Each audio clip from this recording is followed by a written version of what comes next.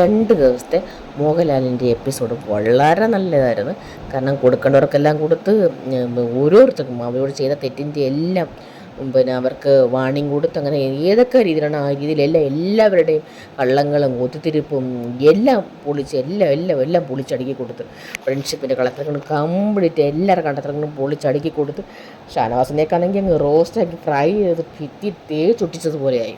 എന്തായാലും കൊള്ളാം, വളരെ നല്ല എപ്പിസോഡായിരുന്നു. പിന്നെ ഒരു കാര്യമുണ്ട്, നമ്മൾ ഈ എപ്പിസോഡുകൾ മാത്രം കണ്ട എല്ലാ കാര്യങ്ങളൊന്നും അറിയാൻ പറ്റത്തില്ല. ഒന്നാമത് ലൈവ് പോലും എഡിറ്റഡാണ്, പിന്നെ എപ്പിസോഡിൻ്റെ കാര്യം പറയണ്ടല്ലോ. അപ്പം ഇതൊക്കെ മൊത്തം കാണുന്നവർക്ക് കാര്യങ്ങൾ കറക്റ്റായിട്ട് മനസ്സിലാക്കാൻ പറ്റത്തുള്ളൂ. കഴിഞ്ഞ ഒരാഴ്ച വിന്നി എവിറ്റാ കണ്ടത് തന്നെയാണ്. കാരണം ആ ഷാനവാസുമായിട്ടുള്ള പ്രശ്നം, അവർ ചെറിയൊരു ഉടുക്കൂസ് മുറി ജയിലിൽ കിടക്കുകയാണ്. നമുക്ക് ബാത്റൂമിൽ പോകണമെന്ന് പറയുമ്പോൾ തുറന്നു, ആ നിമിഷം തുറന്നു കൊടുക്കണം. അതിനിപ്പോൾ ആരായാലും, കൊച്ചു കുട്ടിയാലും വലിയ കുട്ടിയാലും ആർക്കറിയാത്ത ബാത്റൂമിൽ പോകുമ്പോൾ അപ്പോഴേ അത് പിടിച്ചിരുത്താൻ പാടില്ല പോകണമെന്ന്.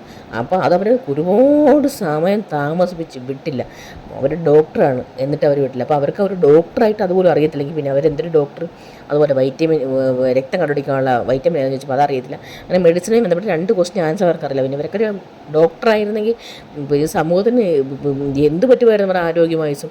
എന്തായാലും ഒരു മീഡിയൽ നടി അത് കാര്യമായി, എന്തായാലും അവിടെ അഭിനയിച്ചാൽ മതിയല്ലോ, ജനങ്ങളുടെ ആയുസും ആരോഗ്യമൊന്നും കളയണ്ടല്ലോ. എന്തായാലും എവിറ്റായി പോട്ടെ, അവർ നേരത്തെ വിട്ടാവേണ്ടതാണ്. ഇപ്പം ഇത്രയും നാൾ ഇന്ന് തന്നെ എന്തോ ആരുടെയൊക്കെ ഭാഗ്യം കൊണ്ടെന്ന് പറയാം, അല്ലെങ്കിൽ PR വർക്കിൻ്റെ കഴിവായിരിക്കാം. എന്തായാലും പോട്ടെ.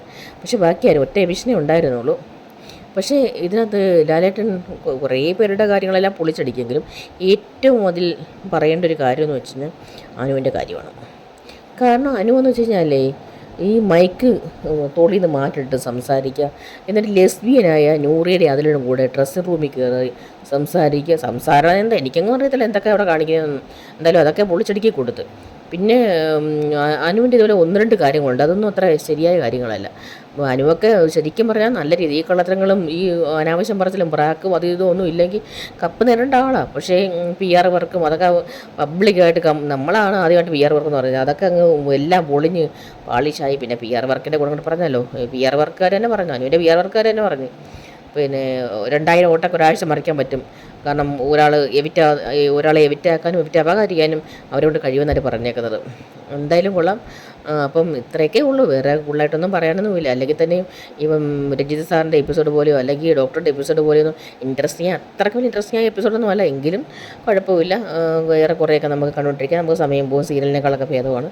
എന്തായാലും കൊള്ളാം. നന്ദി, നമസ്കാരം.